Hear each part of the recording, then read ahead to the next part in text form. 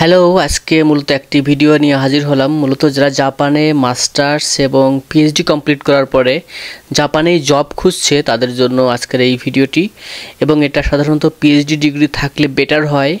Masters complete করার পরে এবং পিএইচডি ডিগ্রি কমপ্লিট করার পরে জাপানে জব খুঁজছে তাদের জন্য এই ওয়েবসাইটটা জেরেক ইন এর ডিটেলস স্টেপ বাই স্টেপ দেখাবো। চলুন আমরা প্রথমেই গুগলে যাই। গিয়ে আমরা প্রথমে এই যে কগনিটিভ মোডে একটা উইন্ডো ওপেন করি। প্রথমে আমরা এখানে সার্চ করি জেরেক ইন। জেরেক ইন লিখে সার্চ দিলে আমরা একটা অপশন পাবো। এখানে জেরেক ইন ওয়েবসাইটের আমরা এই লিখে ক্লিক করব। এটা মূলত জাপানিজ ওয়েবসাইট, অর্থাৎ জাপানে যারা বসবাস করছে ফরেনার, তারা জাপানে জব খুঁজছে, অথবা বাংলাদেশ অথবা ইন্ডিয়া থেকে অথবা অন্য যে কোনো দেশ থেকেই হোক জাপানে জব খোঁজার জন্য এই ওয়েবসাইটটা একটা বেস্ট ওয়েবসাইট। আমরা এখানে ইংলিশ ট্রান্সলেট করে নিই। তাহলে আমরা এখানে রেজিস্ট্রেশন সাইন ইন অপশন আসবে। আমরা রেজিস্ট্রেশন করতেও পারি, আবার জব সার্চ করার ক্ষেত্রে রেজিস্ট্রেশন না করলেও হবে। যখন আমরা জবের অ্যাপ্লিকেশন করব তখন আমাদের রেজিস্ট্রেশন করতে হবে, এবং রেজিস্ট্রেশন করার পরে আমাদের সেই প্রোফাইলের মানে এই জেরেক ওয়েবসাইট থেকে আমরা জবের অ্যাপ্লিকেশনটা এখানে রেজিস্ট্রেশন করে আপলোড, আমাদের সমস্ত তথ্যগুলো আপলোড দিতে হবে, এবং সেখান থেকে জাস্ট ফাইলগুলো অ্যাটাচমেন্ট দিয়েই আমরা অ্যাপ্লিকেশনগুলো করতে পারবো। আমি এখন প্রথমে জব সার্চিংয়ের কীভাবে জব সার্চ করব সেটা দেখাই। আমরা এখানে জব টাইপ, ওয়ার্ক লোকেশন এটা আমরা ডিজাইন করতে পারি, এবং রিসার্চ ফিল্ড যদি আমরা জিওলজি রিলেটেড হয়, জিওলজি অ্যান্ড মাইনিং অথবা এনভায়রনমেন্টাল সায়েন্স, এই আর্থ সায়েন্স রিলেটেড, সেক্ষেত্রে আমরা ফিল্টার করতে গিয়ে সরাসরি ন্যাচারাল সায়েন্সে গিয়ে এখানে অনেকগুলো অপশন পাবো। এখান থেকে আমরা সাপোজ আমি একটা আমার নিজের এক্সাম্পল দিয়ে দেখাচ্ছি যে বায়ো জিও সায়েন্স, এটা হয়তো সলিড আর্থ সায়েন্স, যে কোনো একটা হতে পারে। সাপোজ আমি এটা টিক মার্ক দিলাম, সেট আপ করলাম। সেটা করার পরে আমরা নিচের দিকে যাব, অথবা আমরা এখানে গিয়ে এখানে অলরেডি চলে আসছে এবং সার্চ দিব। আমরা যে কোনো লোকেশনে, জাপানের যে কোনো একটা লোকেশন, 4টা জবের অপশন এখানে রয়েছে। 4 নাম্বার রেজাল্ট আমরা এখানে পেয়ে গেলাম, এবং এটা লেটেস্ট অপশন। এবং অ্যাসিস্ট্যান্ট প্রফেসর পজিশন, এটা ইউনিভার্সিটি, তার পজিশন অ্যানাউন্সমেন্ট, এখানে প্রত্যেকটা যে জবের যে নাম দেওয়া আছে সেটা আমরা এইভাবে পাবো। এখানে লেটেস্ট শর্ট আউট করতে পারি, লেটেস্ট অ্যারাইভেল অথবা ইনস্টিটিউট নেম অফ ইনস্টিটিউট দিতে পারি, পোস্টিং পজিশন, কম্প্যাক্ট আউটলাইন, যাই হোক এটা আমরা এখানে একটা কাস্টমাইজ করতে পারি। এরপরে আমরা যদি এটা পছন্দ না হয়, ভালো রেজাল্ট না আসে, আমরা change customer condition, posting condition, অথবা যে আমরা এখানে একটা ম্যানিপুলেট করতে পারি, কাস্টমাইজ করতে পারি, এবং নতুন করে রিসার্চ ফিল্ডটাও আমরা ডিজাইন চেক করতে পারি। Life science, environmental science, suppose আমরা এনভায়রনমেন্টাল সায়েন্স নিয়ে যদি আমরা কোনো একটা জবের অ্যাপ্লিকেশন করতে চাই, তাহলে কোন ডিপার্টমেন্ট, সাধারণত ইউনিভার্সিটি লেভেলের জবগুলো এনভায়রনমেন্টাল এগ্রিকালচার, ডায়নামিক অ্যানালাইসিস, বিভিন্ন ধরনের এখানে সাবজেক্ট রয়েছে। এটা ডিপেন্ডিং অন দ্য ইন্টারেস্ট যে কেউ এখানে অ্যাপ্লিকেশন করতে পারে। এখন আমরা আমাদের যে ডিসিপ্লিন, আমাদের যে ডিপার্টমেন্ট বা আমাদের এরিয়া অফ ইন্টারেস্ট সেটা চুজ করার পরে আমাদের যে অ্যাপ্লিকেশনগুলো আমাদের শো করবে রেজাল্ট পেজে, সেখানে সাপোজ ন্যাচারাল সায়েন্সে আমরা আবার যাই। এখানে গিয়ে বেসিক যে সাবজেক্ট, সাপোজ জিও সায়েন্স অথবা সলিড আর্থ, এখানে আমরা চুজ করতে পারতাম। যাই হোক, আমরা এখানে ব্যাকে যাই। ব্যাকে গিয়ে আমাদের যে রেজাল্টটা আসছে সেটার আমি এখন একটু দেখাবো যে কিভাবে অ্যাপ্লিকেশন করতে হবে। অ্যাপ্লিকেশন করার সিস্টেমটা আমি দেখাবো। এখন আমরা যে কোনো একটা লিঙ্ক, সাপোজ ইউনিভার্সিটির নিগাতা ইউনিভার্সিটি ওপেন পজিশন জিওলজিতে, এরা অ্যাপ্লিকেশন, এটা সার্কুলার রয়েছে, আমরা এখানে অ্যাপ্লিকেশন করতে পারি। কিন্তু অ্যাপ্লিকেশনটা কিভাবে করব সেটা আমরা একটু দেখাই। প্রথমেই আমাদের এখানে যে ইউনিভার্সিটির যে সার্কুলারের ডিটেলস দেওয়া আছে, ডেটা পাবলিকেশন জুন মাসের 24 তারিখে এটা পাবলিকেশন দিয়েছে, এবং এটার অ্যাপ্লিকেশন ডেট এখনও রয়েছে। যেমন ডিটেলস পড়তে হবে, পড়ার পরে এখানে যদি আপনাদের রিকোয়ারমেন্ট আপনারা পেয়ে যান, কোন ধরনের রিকোয়ারমেন্ট এটা চায় সেটা এখানে ডিটেলস দেওয়া থাকবে, এবং রেসপন্সিবিলিটি, স্যালারি থেকে শুরু করে সমস্ত কিছু এখানে। যেমন স্যালারি এখানে 5 মিলিয়ন থেকে 8 মিলিয়ন অ্যানুয়াল, অর্থাৎ 12 মাসে 5 মিলিয়ন থেকে 8 মিলিয়ন ইয়েন। এবং এখানে অন্যান্য সুযোগ সুবিধা রয়েছে। ওয়ার্কিং আওয়ার কত, ওয়ার্কিং আওয়ার যেমন 8টা থেকে 8:30 থেকে 5টা পর্যন্ত। ব্রেক টাইম রয়েছে 12টা থেকে 1টা, 1 ঘন্টা। এবং হলিডেতে স্যাটারডে সানডে হলিডে, ন্যাশনাল হলিডেগুলো রয়েছে। এবং কি কি লাগবে, পিএইচডি একটা ডিগ্রি লাগবে। এটা মূলত যারা আসলে জব খুঁজছে জাপানে বসে তাদের জন্য এটা বেটার হবে, কিন্তু স্কলারশিপের জন্য এখানে পাওয়া যাবে সেটা আমি দেখাচ্ছি না। এখন জব খুঁজছে যারা তাদের জন্য এখানে contract period, tenure, non tenure track, probationary period, present, এখানে বিভিন্ন 6 মান্থ প্রবেশনারি পিরিয়ড রয়েছে। এখানে location, address, compensation, pay increase system, এখানে সমস্ত ফ্যাসিলিটিস, ইন্স্যুরেন্স এবং অন্যান্য যেমন কতজন নিবে সেটাও রয়েছে, যদিও হাই কম্পিটিশন। সাধারণত জাপানে জব খোঁজা একটু কম্পিটিশন, জাপানিজ ল্যাঙ্গুয়েজ না জানলে একটা একটু ডিফিকাল্ট হয়ে যায়, তবে ল্যাঙ্গুয়েজ না জানলেও এখানে জবের অ্যাপ্লিকেশন করা যায়, সেটাই কিন্তু আমরা এখানে দেখছি। এখন যদি আমরা এইটাকে আমরা একসেপ্ট করি, একসেপ্ট করলে কি করতে হবে সেটা আমি দেখাবো।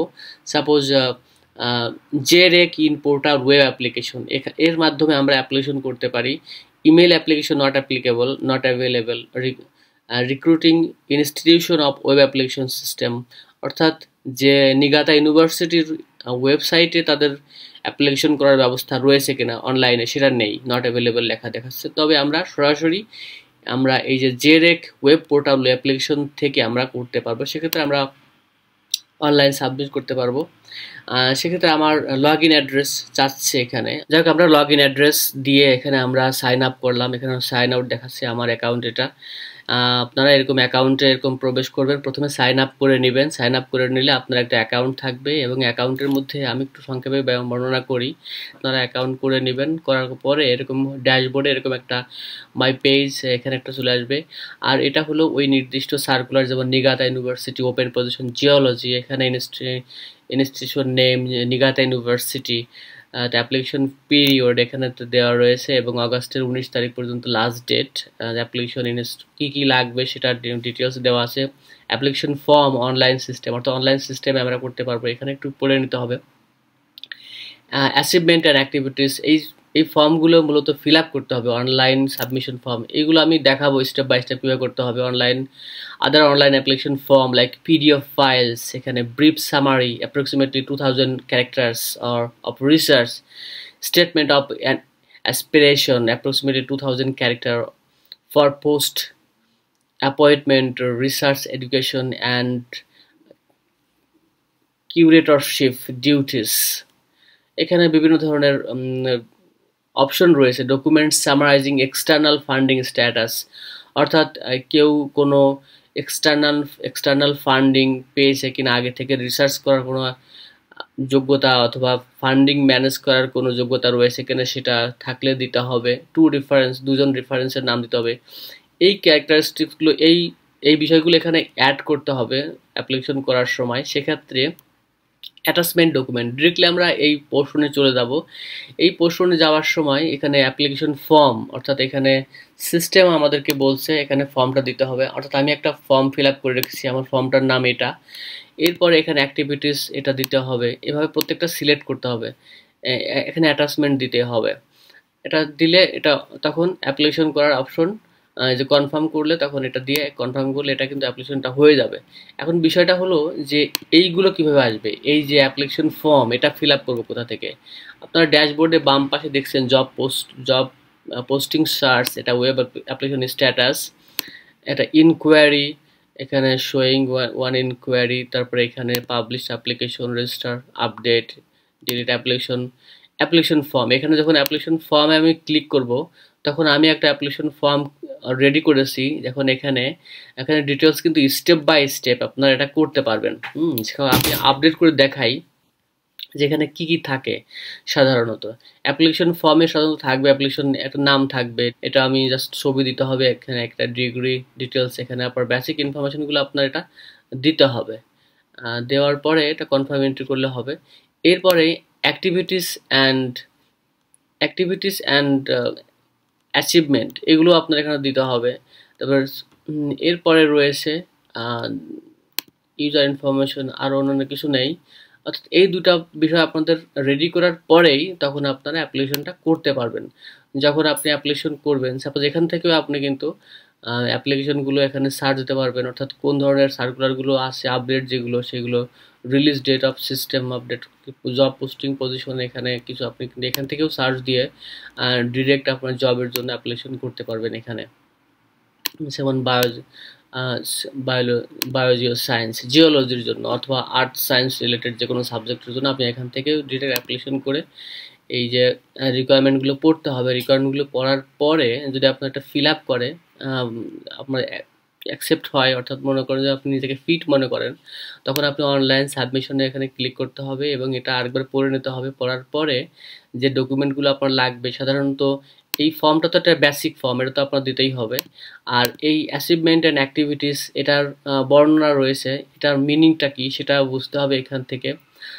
Suppose achievement and activities online submission, এখানে list of doctoral thesis, peer review, original articles, এগুলো আপনার এখানে দিতে হবে, including name, author list, title, journal name, এগুলো আপনার দিতে হবে। এবং এটা যেমন journal citation report, impact factor এবং কোয়ার্টাইল, অর্থাৎ এটা ইম্প্যাক্ট ফ্যাক্টর কোন ক্যাটাগরি জার্নাল, এটা Q1 নাকি Q4, এগুলো দিতে হবে। দেওয়ার পরে তাহলে এই ফর্মটা ফিল আপ হয়ে যাবে সেভাবে। এবং অ্যাটাচমেন্টে গিয়ে একটা বিষয় খেয়াল করেন, অ্যাটাচমেন্টে গিয়ে documents other than JREC in form, অর্থাৎ এখানে এডিশনাল কিছু অ্যাটাচমেন্ট দিতে হতে পারে। এটা ডিপেন্ড করছে আপনার, যেমন টু রেফারেন্স, এখানে যেমন other online application forms, PDF files up to 5 representative peer review journals, এখানে 5টা জার্নাল দিতে হবে। এবং স্টেটমেন্ট অফ অ্যাসপিরেশন 2000 ওয়ার্ডের মধ্যে লিখতে হবে। Document summarising external funding status দিতে হবে, টু রেফারেন্সেস, এগুলো দিতে হবে। এটা দেওয়ার পর তখন আপনি অ্যাপ্লিকেশন করলে এটা কিন্তু এখানে জাস্ট হয়ে যাবে। এই জন্য এখানে এগ্রিতে ক্লিক করলে, এটা কনফার্মে ক্লিক করলে অটোমেটিক অ্যাপ্লিকেশনটা হয়ে যাবে। ধন্যবাদ সবাইকে। আমি সংক্ষেপে দেখালাম যে কিভাবে একটা জাপানের ওয়েবসাইটে একটা জব সার্চ করতে হয়, এবং এখানে কিন্তু সমস্ত ধরনের জবগুলো রয়েছে, বিশেষ করে ইউনিভার্সিটি জব এবং অন্যান্য যে জবগুলো রয়েছে, যারা জাপানে ইন্ডিয়ান অথবা বাংলাদেশি অথবা জাপানে যারা ফরেনার স্টাডি করছে, মাস্টার্স করছে এবং ইন ফিউচার জব খুঁজছে, তাদের জন্য এই ওয়েবসাইটটা একটি বেস্ট হতে পারে। ধন্যবাদ সবাইকে। Bye bye.